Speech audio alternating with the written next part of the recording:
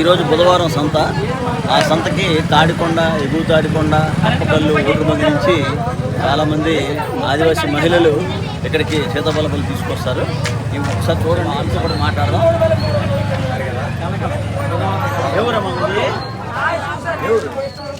ఎవరమ్మా చెప్పండి.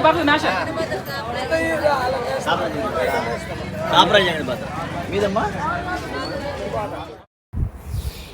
ఫ్రెండ్స్, గుమ్మలక్ష్మీపురం మండలంలో ఏజెన్సీలో సీతాఫలాలు అధికంగానే పండుతాయి. ఒకే రకం ఎరుపు రకం ఇక్కడ పండదు.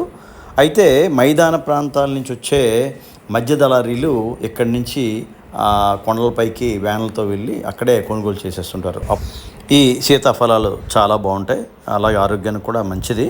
సీజనల్గా ఇవి మనం మరి తింటే మంచిది అనమాట. ఆ విధంగా ఇక్కడ సేల్స్ కూడా బాగుంటుంది. ఒక తట్ట 500 నుంచి 600 వరకు ఉంటుంది.